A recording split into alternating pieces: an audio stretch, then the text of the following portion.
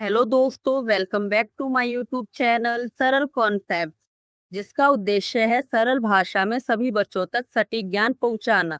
आज हम CTET CDP के सबसे आसान और स्कोरिंग टॉपिक लैंगिक मुद्दे को पढ़ेंगे, जिसमें आप प्री के 2 मार्क्स ला सकते हैं।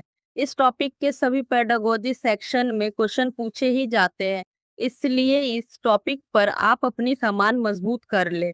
तो देर न करते हुए हम सरल भाषा में इस टॉपिक को समझने का प्रयास करेंगे। तो चलिए शुरू करते हैं। सेक्स यानी लिंग, ये जैविक संरचना है जो माता पिता द्वारा बच्चे में प्राप्त होता है। ये प्रकृति द्वारा निर्धारित होती है, ये जन्मजात होती है। जैसे महिला और पुरुषों की आवाज और शारीरिक बनावट में प्राकृतिक अंतर। या फिर आप इसे इस तरीके से भी समझ सकते हैं, बच्चे के जन्म के साथ ही उसकी प्राथमिक यौन अंगों, लड़का या लड़की होने की शारीरिक संरचना सेक्स के उदाहरण है। जेंडर यानी कि सामाजिक लिंग, ये समाज द्वारा निर्धारित होता है। यह उन व्यवहारों, भूमिकाओं, उम्मीदों और विशेषताओं को दर्शाता है जिन्हें कोई समाज पुरुष और महिलाओं के लिए उचित मानता है। ये समाज द्वारा सीखा हुआ व्यवहार है। ध्यान दीजिए, लिंग एक जैविक प्रक्रिया है, जबकि जेंडर एक समाज द्वारा सीखा हुआ व्यवहार है।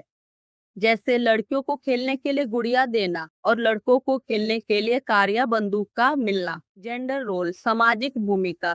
समाज में लैंगिक भूमिका का अर्थ है समाज में निर्धारित जेंडर के आधार पर बोलना, कपड़े पहनना तथा अन्य कार्य करना। जैसे पुरुष परिवार के लिए पैसा कमाता है और स्त्री घर संभालती है। ये हमारे समाज द्वारा निर्धारित सामाजिक भूमिका होती है। समानता, समानता का अर्थ है बिना किसी भेदभाव के सभी को एक समान अवसर देना। आप इसे पिक्चर में देख सकते हैं कि 3 व्यक्ति है जो अलग अलग साइज के हैं।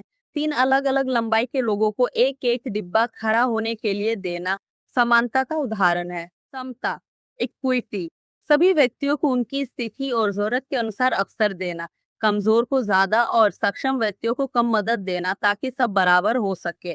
जैसा कि आप पिक्चर में देख सकते हैं, लंबे व्यक्ति को कोई डिब्बा नहीं दिया गया है क्योंकि उसकी हाइट ठीक है, जबकि छोटे व्यक्ति को 2 डब्बे दिए गए हैं ताकि वे दीवार के उस पार देख सके। लंबा व्यक्ति पहले से मैच देख पा रहा है, उसे डिब्बे की जरूरत नहीं है, तथा छोटे व्यक्ति को एक अतिरिक्त डिब्बे की जरूरत है ताकि वे उसके बराबर हो सके और वो भी मैच का फायदा उठा सके। लैंगिक पक्षपात, लिंग पक्षपात वह व्यवहार है जो एक लिंग को दूसरे लिंग के प्रति भेदभाव दर्शाता है। आप इसे इस प्रकार भी समझ सकते हैं, किसी एक व्यक्ति द्वारा दूसरे व्यक्ति के प्रति नकारात्मक सोच रखना। जैसे जब कक्षा या घर में लड़की या लड़के को अलग अलग अवसर दिए जाते हैं या एक को कम महत्व दिया जाता है तो वो लैंगिक पक्षपात है। समान योग्यता और काम के बावजूद महिलाओं को पुरुषों की तुलना में कम वेतन मिलना, ये लैंगिक पक्षपात का एक उदाहरण है। लैंगिक रूढ़िबद्धता, लैंगिक रूढ़िबद्धता व्यक्तियों के लिंग के आधार पर उनकी विशेषताओं और भूमिकाओं के बारे में अति सामान्यीकृत धारणाएं हैं। जैसे समाज की पुरानी सोच है कि लड़के गणित में अच्छे होते हैं और लड़कियां सिलाई बुनाई में अच्छी होती है, या लड़के रोते नहीं है। ये लैंगिक रूढ़िबद्धता के उदाहरण है। आमतौर पर प्रचलित लैंगिक रूढ़िबद्धता इस प्रकार है। स्त्रियों के लिए प्रचलित लैंगिक रूढ़िबद्धता है जैसे कि वे निष्क्रिय होती है, कोमल होती है, भावुक होती है, आश्रित होती है, कमजोर होती है, इनमें भाषा और कला में कुशलता होती है, वे अच्छे ड्राइवर नहीं होती और गृहिणी होती है।